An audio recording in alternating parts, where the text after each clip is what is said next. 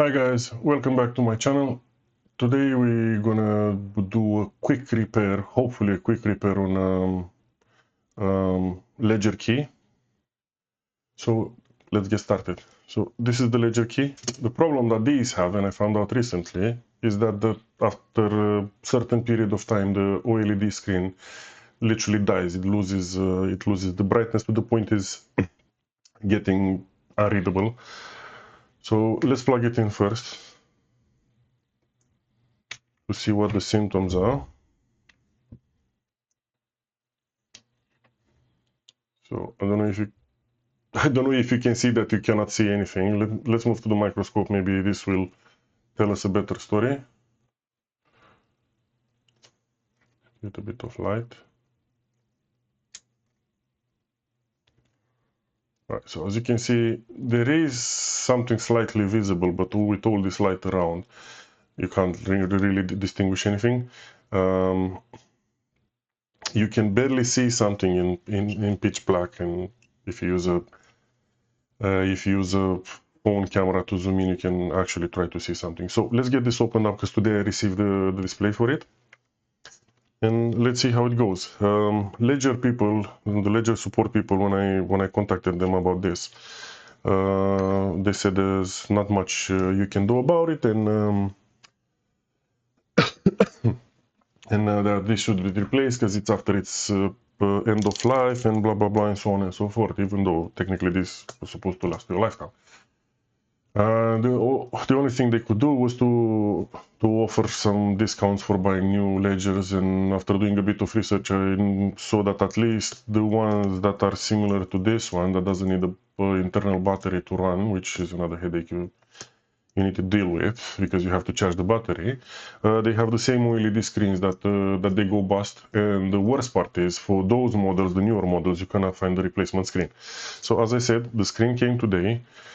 So it came in packed like this, if you can believe, an OLED screen packed in a bag, and it was in a bigger bag with some cable. So I didn't open the bag yet. Hopefully this will fit. I'm not gonna lie to you. I did open the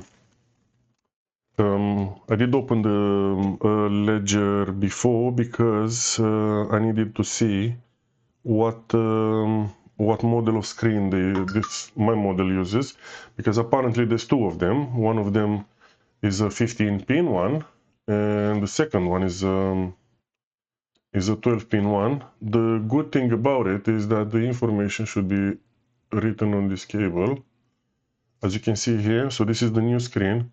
It has the number 12. This means that this screen is the model that's 12-pin one. So let's get this started. Let's open up the Ledger, quickly replace it, and hopefully it works, because again, Ledger people said that.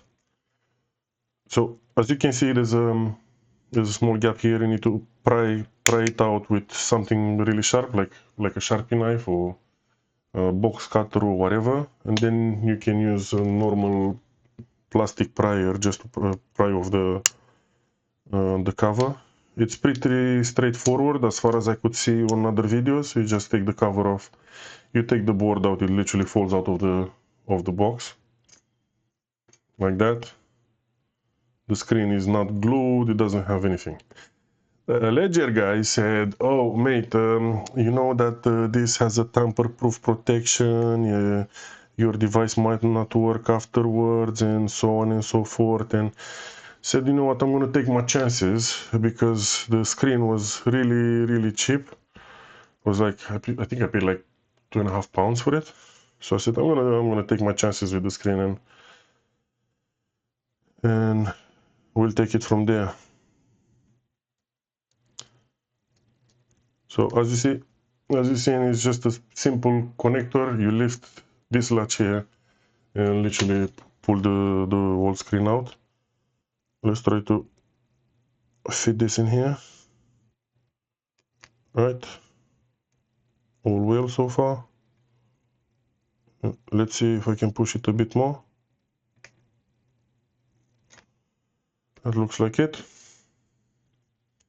Should we test it before we are putting it back in the case, or we're confident about what we've done here. Like I said, it looks like a pretty straightforward job. The only thing that scared me was when they said that, oh mate, listen, you're gonna have problems because of the tamper proof and stuff like that.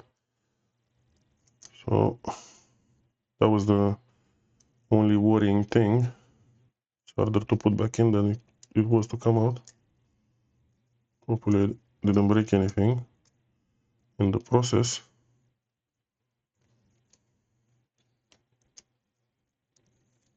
Right. There is a reason why it's not going in, but I don't know what the reason is. So I don't want to force it. Let's see if we can sit the screen first in place and then put the board. The buttons click.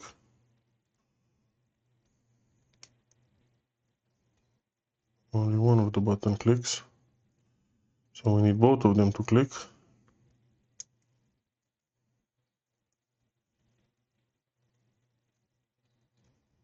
Why is this not going in place?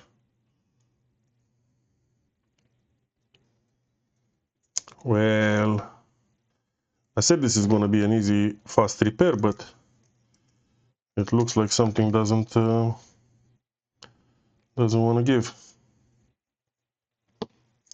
So I don't know what.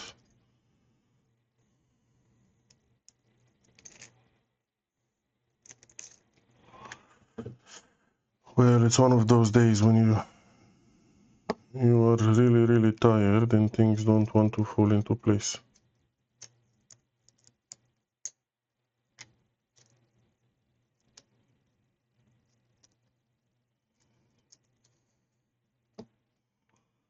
The screen sits flush. The buttons have a tendency to come out. Don't want to stay in place.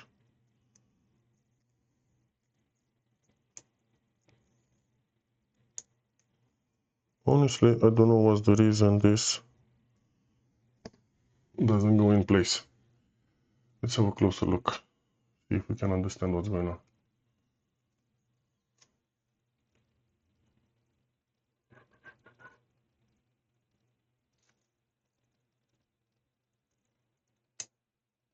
Right.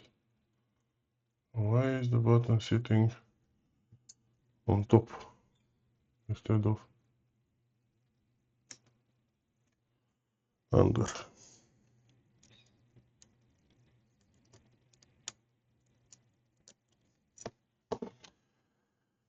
Well, now I'm getting a bit annoyed. Let me pull the screen out first.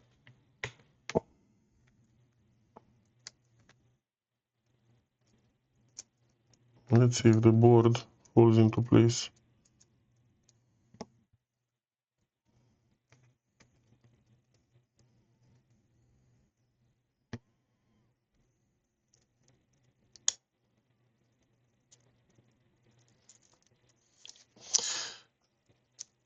Oh, okay. So let's see.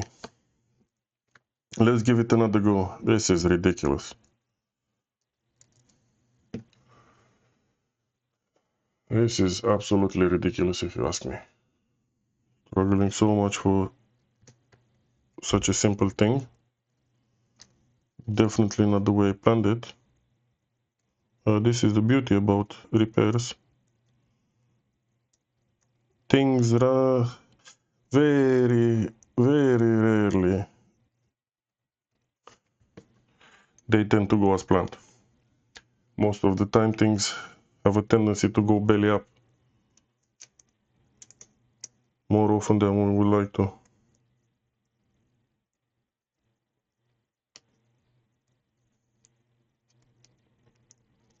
This button seems to be clicking, this button seems to be clicking. The screen seems to stay flush.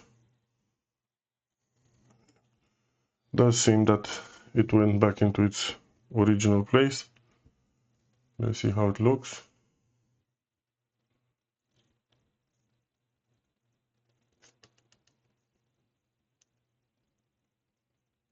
You know what? It doesn't. It's not in this place.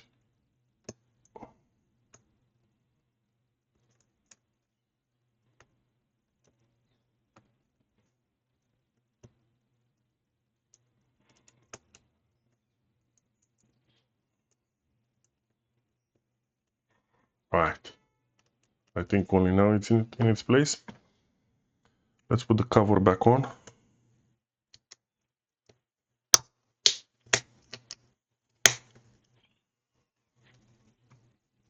And now let's have a look. Fingers crossed. Hopefully things are working.